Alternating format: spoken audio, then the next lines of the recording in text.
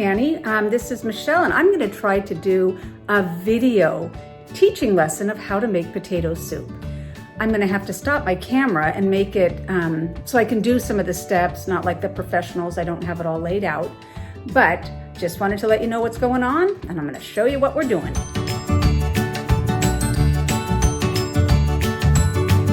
Hi, so this is step one, and know that when you're using potatoes for potato soup, it does not matter if you use russet or Yukon Gold or just yellow potatoes. The good news about these potatoes is I generally don't peel them first, but as it's cooking up, I will kind of take a fork and take the skin away and out of it, because we don't like to eat it, but some people do. And with the russets, I do peel them, and then I cut them up into different sizes.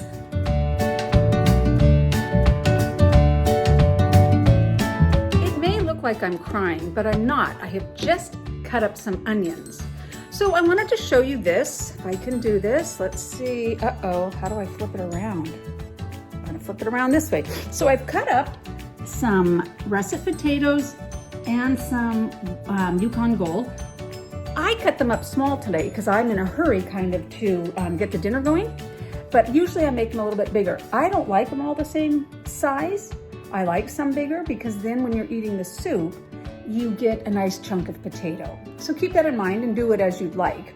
And then I also cut up onion, which I believe you can see. And I cut up some garlic, which you probably won't use. I would suggest to you to probably use 3 large russets to start, just see if you like it. I have 2 large russets and then a couple of the gold. I am going to show you in a minute how we get it started, and let's go.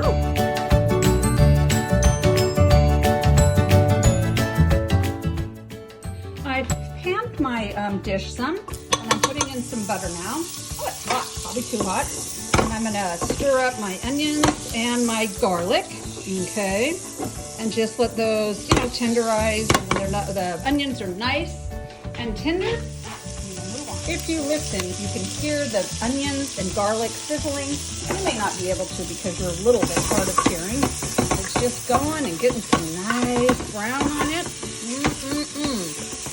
If you want to make this really easy, you don't even need to put onion in it. I've used onion powder many times when I don't have any onions, or garlic powder. I use garlic powder too all the time. That's what I like about this recipe, is that you don't always have to use the same things. You can use what you have on hand. And, sometimes the batches are just out of this world, super delicious. And sometimes they're just,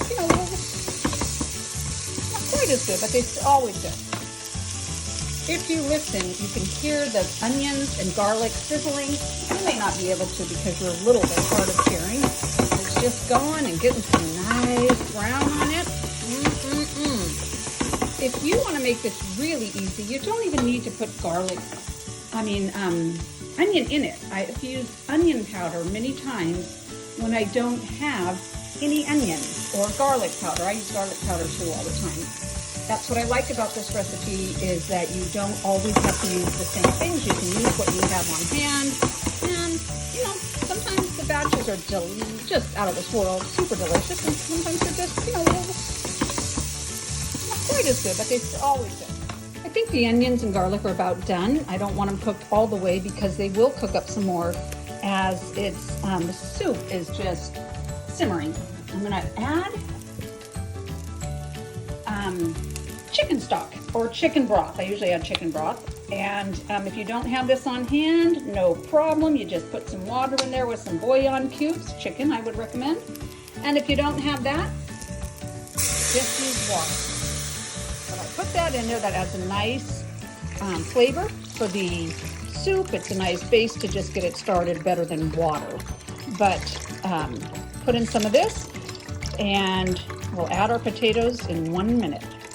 I'm really not holding this still.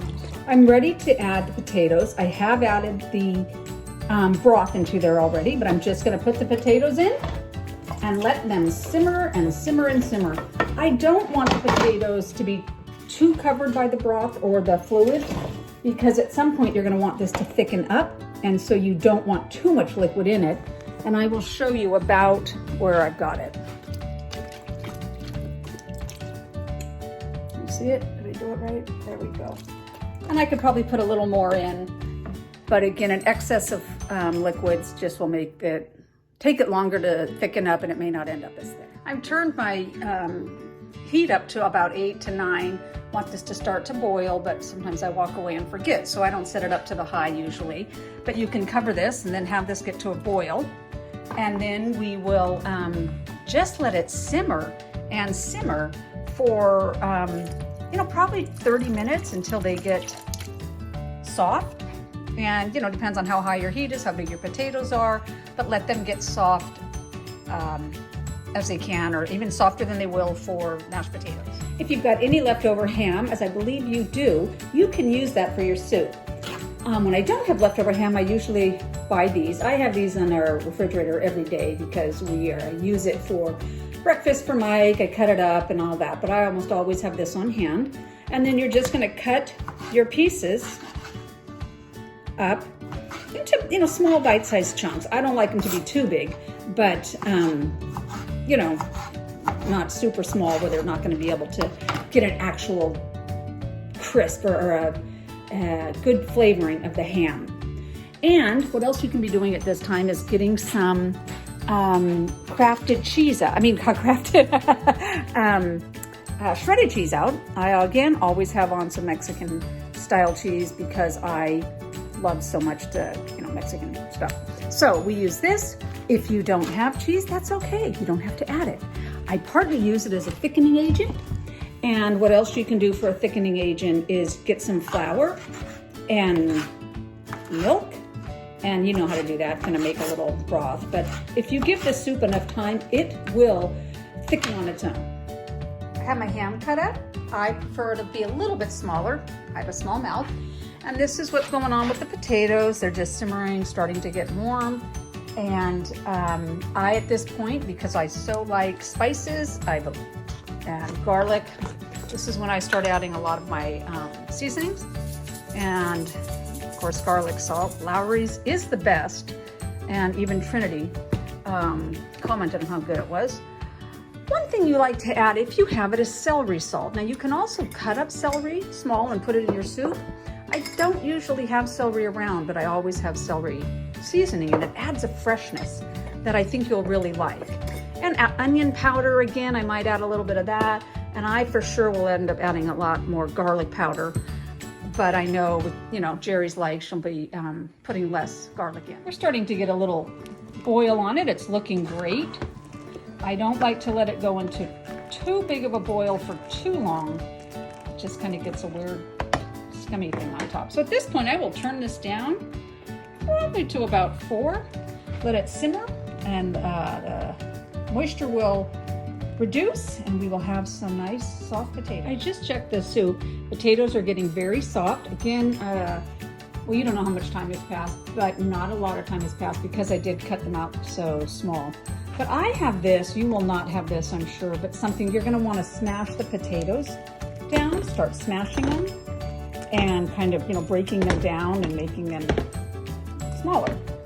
And I just do that, and if you don't have this, but I'm not getting everything broken down at this point. This is just to start it going a little bit faster and breaking down. It's when I'm about ready to. And even here you can see where I've got some skin from the gold potatoes, and I will just toss those.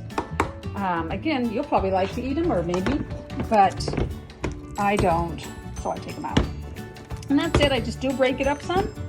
And at this point, it's still at 4. That took about, I have to say, 10, 15 minutes, just so you know. But I'm going to turn it down a little bit now to probably 1 or 2. Start to let it simmer. Again, I'm adding some more spices. A lot of it has to do with garlic. Something else to keep in mind if you don't have cheese or bouillon or some of the broth, I add milk sometimes to this, my soup, and that adds a nicer, creamier flavor. I've left it alone for a little while, and now I'm coming out and stirring it and continuing to smush it down.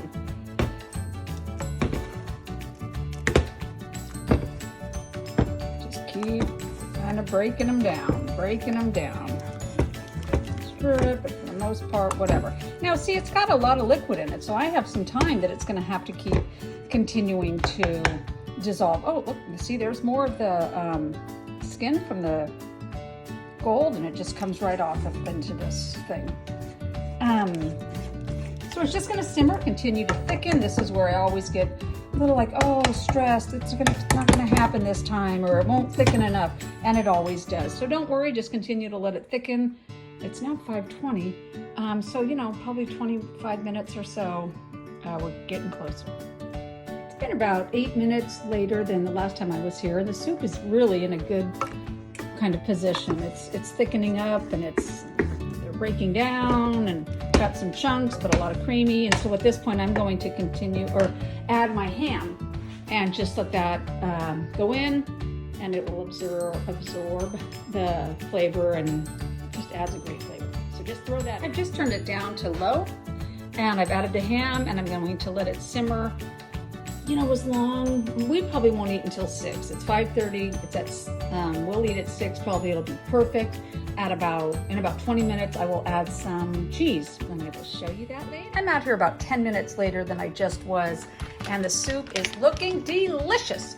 Now I need to add the cheese, which I should have already had set up. Dang it, if I were good at this. But I'll just go over and pray that there are scissors in my drawer, and there were. So watch this. I think this will work. I don't know what I'm doing, Nanny, but we're having fun. Huh. Okay, so open it up. I am not a measurer, which Nanny, you know, but I am gonna put some in here. Again, it doesn't add a big flavor, but it does thicken it, and it gives it a richness that I really have grown to like compared to when I didn't add something. So I'm gonna let this kind of melt itself in, and we're about ready to eat. Just know I have been adding my seasoning along the way, so I hope you're seasoning to taste. All right, the cheese is in.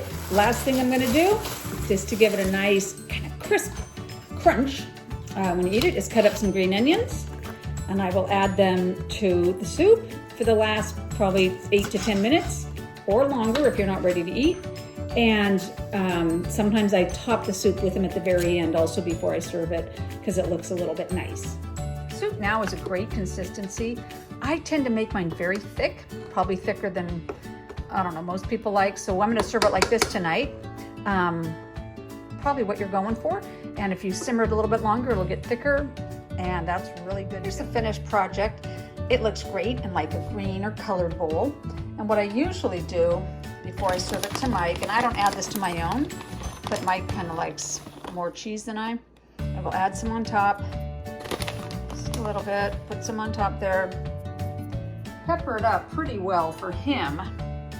He likes a lot of pepper, which I think you will too. And then I even just throw a couple of greens on top, green onions. And there you go, and it heats up great.